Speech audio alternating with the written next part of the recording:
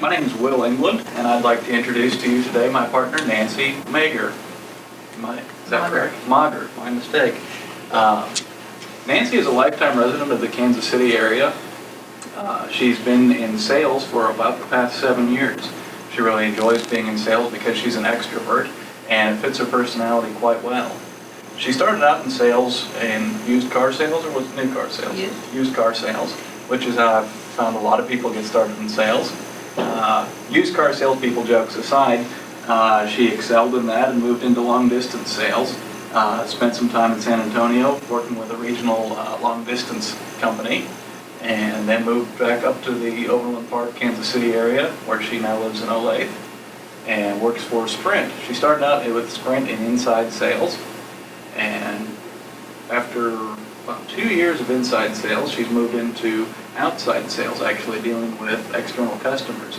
She sells Nortel equipment, long distance services, PCS, internet, the whole 9 yards. She's been doing that about the last 18 months and has really excelled in that, and which is good because she has to support a new 9-month-old son and a new house where she lives with her husband Doug. She also is involved with the Big 12 host committee, so between that and her family, she has very little free time for herself. Now Nancy is really planning on getting quite a bit more free time. She'd like to end up being financially free over the next 2 years or so she can have a second child and be a stay-at-home mom and concentrate on the family. Her husband, in addition to working with Microcom or Metrocom? Microcom, where he's a service manager there, is also an inventor. Unfortunately, she couldn't tell me what he invents, but they are planning, actually registered several new products, and they're planning on hopefully retiring on the income from the new products. If that doesn't quite pan out, she has some other ideas, medical record billing, or other home-based businesses, so she can stay at home and take care of business. And I really applaud her for wanting to do that. That's very good. Basically, she says she's tired of working. Now today, her skills that she has, she claims she's fair to good in public speaking, and we'll get a chance to see that today. I'd be willing to bet she's a little better than good after 7 years in sales. She's really willing to improve her skills today, learn how to present and what order to present to the business people. How do you make the best impact? Should you do this first or this first? And that's what she's looking to gain from today's classes. She's also studied works from Zig Ziglar and Dale Carnegie, which are two of the top people in relationships and professional sales. And finally, she has a mentor, Sandy Michael, who has just recently left the area and moved down to Texas to be in management, who she says really taught her a lot about sales and about public speaking and presentations, and she really learned a lot from her. Good afternoon. As you all know, I'm Will England, and in speaking with you this morning, I noticed several of you had similar objectives with your life. You're looking to generate some financial freedom, and you want to have money so you don't have to work. Well, I want to ask you a couple questions about that today. First, you can just raise your hands to show how many of you have purchased stocks outside of your 401k plan, or great. And how many of you are counting on those stocks to provide some measure of financial freedom in the future? All of you. Well, great. You're going to be really interested in this then, because what we're going to show you today is some trends that have happened in the stock market and some of the potential risks in the stock market. I'd like to paint a scenario for you. We have a situation here, as you can see on the chart, of record high stocks, record high earnings. People have record high income, the employment is nearly maximum. People feel very secure, very safe. War is basically over. They're confident in themselves and their job and future. And technology is really driving this feeling of confidence, this confidence in the market. There's tons of new technological innovations. Companies who are capitalizing on this technology have seen gains of 400% in 1 year of their stock price.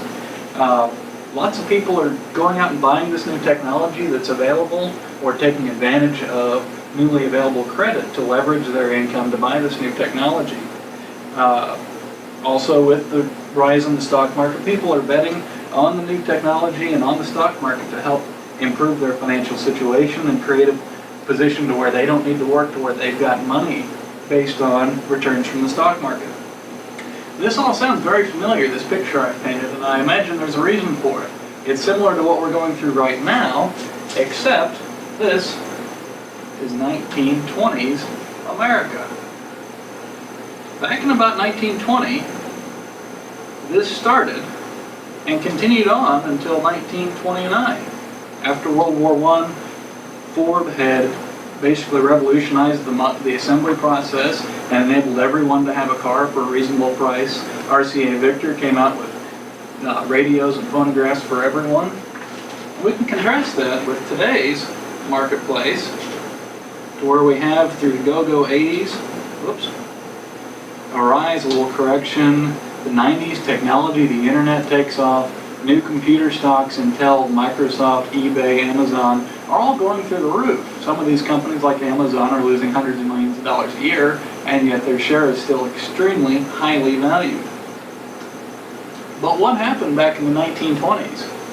Well, in the course of about a week in 1929, the stock price went from its high of about 500 down about half to 230. And then over the course of the next several years, the slide continued to a low point of $42 a share. Why did this happen? A lot of theorists say that this was because of the overextended debt. People had to pay their debt off, and they cashed in their stocks, which caused a rush on the market. Now, is this going to happen again? This is the question that a lot of you are probably curious. Is this rise we have now going to end up like the 1920s and 30s? Well, for every similarity we have between the 1920s market and today's market, there's another difference. Some of the major differences are, first, we have a more diversified economy. We're in a global economy to where we don't just have Americans buying American products. Second, we have greater federal and regulatory controls over the stock markets.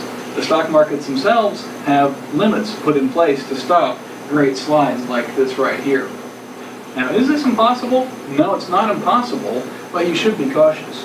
Does anyone have any questions? Well, great. One question I have heard asked in the past is, what can we do to help protect our money? The very first thing you should do is diversify. Make sure you have some of your money in stocks, yes, because it's going up. Secondly, you should have some of your money in regular savings or bonds or real estate. Make sure your money's spread out. And second, plan for the long term. The stock market is a long-term investment. It's not a get-rich-quick scheme. And finally, plan for the worst, but expect the best. And you can be protected and have some money left over for financial freedom. I thank you. Thank you. Okay, well, what'd you think, Will? Well, I ran out of time. Spent too much time on the introduction and presenting the scenario. Didn't leave enough time for the actual point of the speech. Okay. I was a little uncomfortable with the visual aids, but body language was off a bit. Kind of bobbing back and forth, didn't know what to do with my hands. Okay, let's get other comments. What'd you like? It's good information. I mean, to know. It's kind of high tech at first, but then you got down to the nuts and bolts of it. And again, I didn't see an agenda or what you were going to be covering. I did get the purpose and the benefit to us is, financial freedom. Ugh. But again, and you introduced yourself and all that was great, but I didn't get the agenda. Or what points you were going to cover, what topics. Yeah, I didn't have one. Right.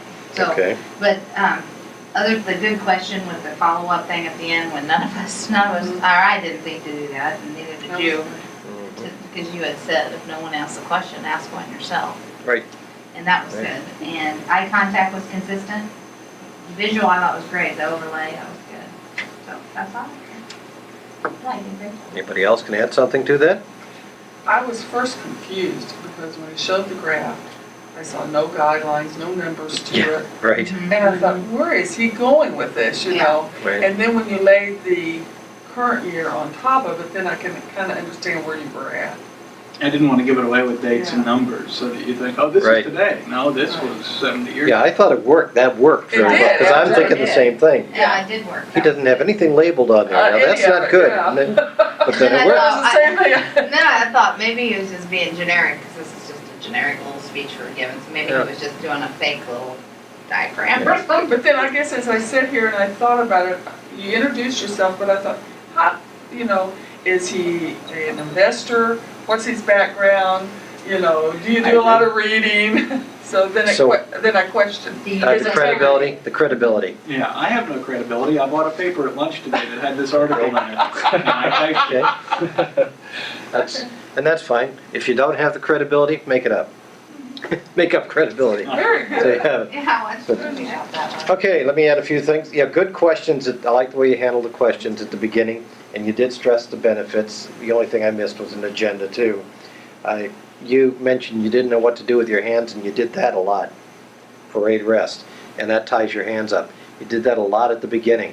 Later on, when you got into using the graphs, your hands were out here and you were gesturing and moving. Don't tie them up too long with parade rest. You can use it for a little while, but don't do any one gesture like that too long. You have good voice, good eye contact, good movement, good enthusiasm for the whole thing. There were a few ahs in there, just a few, not too many, but I said I'd mention them if there were. And I really liked your wrap-up, that whole closing, and then Good afternoon. As you know, I'm Will England, and I thought I'd share with you today a little bit about the sport of autocross.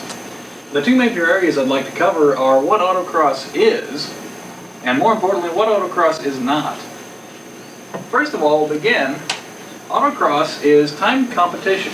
It's basically, it's racing, but it's not against other drivers, it's against the clock.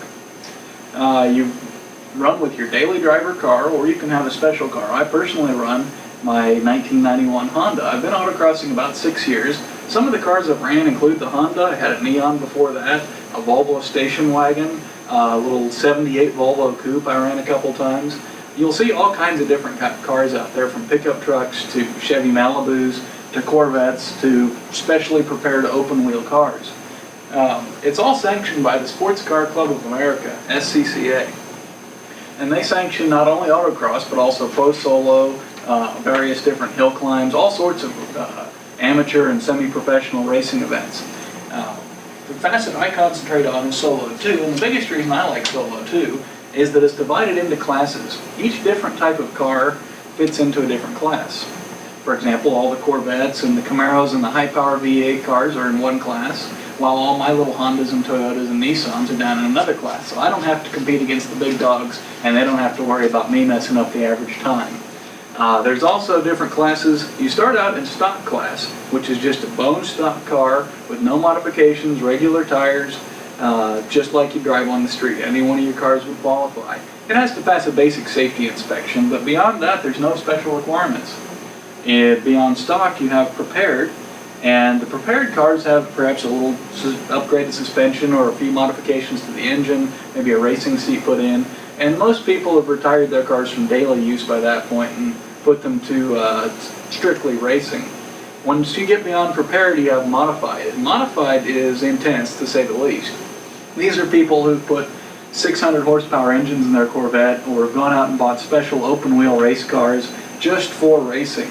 These are some really dedicated, enthusiastic people. It's a ton of fun to watch them race, and I don't know if I'd ever really want to go that far with it. That's a lot of money to spend on a hobby.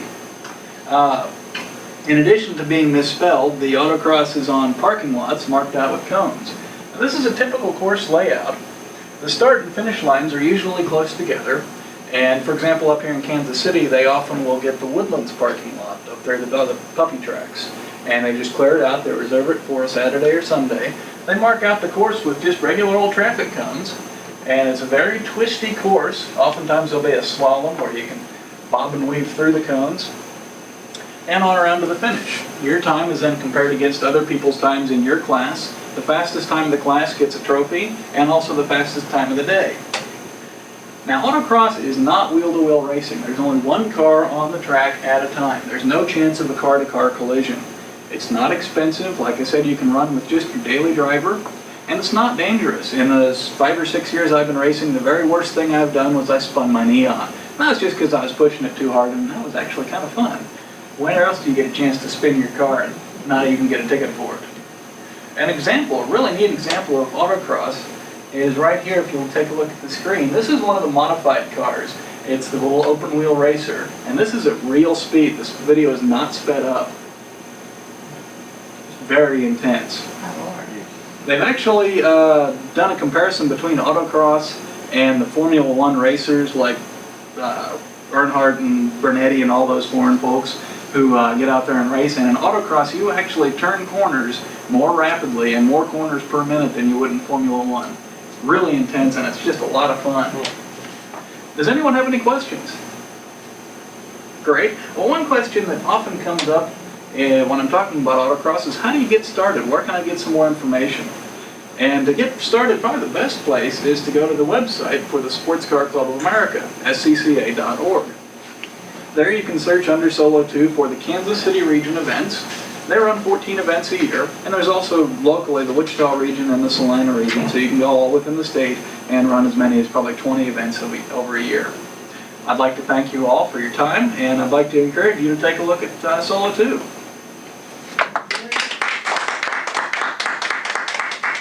Okay. Well, how did you think it went today, Will? Not bad. I didn't have a printed agenda. I forgot to put the agenda slide in, so I had to make that at the front.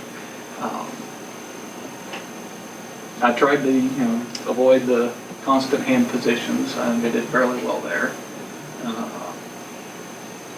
I got the timing right, just enough content.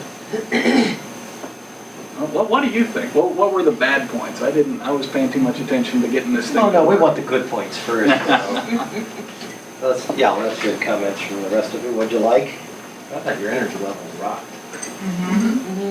High energy. High energy. Absolutely. Good, I like your excellent. presentation. Yeah, excellent visuals. Excellent visuals. And your dress was appropriate for the subject, I thought. I forgot my helmet. I didn't bring my helmet out of the closet. I did notice heavy eye contact to the side of the room. You didn't look very much over here. Nobody Yeah. loves me. Although I kept an eye on him, and he did look over. He did once in a Yeah. while. He did a couple Not of times. heavily, but at least he But- did. So. Yeah, you I'm both- trying to avoid looking at the camera, so that could be a lot to do with the camera. Don't take it. there's a one-eyed wonder over there. But I had down good visuals, excellent volume in your speech and tone, or fluctuation, what's what I'm trying to say. Variation. Right. And he didn't say that much. Just No, a couple not at of all. times. Focusing on that. I noticed, yeah, I could tell you said it once and you stopped yourself, and that was good. And you asked the question, came back, I liked the question where you showed the ad and all that was good. Cool. Anything Yeah, else? I'll add a few of my comments on it. You really didn't have an out-and-out grabber at the beginning, and yet your visuals were grabber enough. By looking at those, we were interested immediately to do it, so they worked for you. You gave your credibility at the beginning, which was important for us to know why you were talking about it. Delivery-wise, you have excellent delivery. Good voice, eye contact, gestures, enthusiasm, everything's there. I like the visuals, multiple visuals. The PowerPoint, the lists, the course layout there, and then even a videotape type visual in the middle, and it all worked. And I like the way you talked through that tape. You didn't just let us sit here and watch that alone. You were talking through it, and that worked well. And the whole thing was very well organized. Like you said, it came off right on the time, so it was well put together. I thought you did an excellent job today. Thank you. I missed a good one, Brad.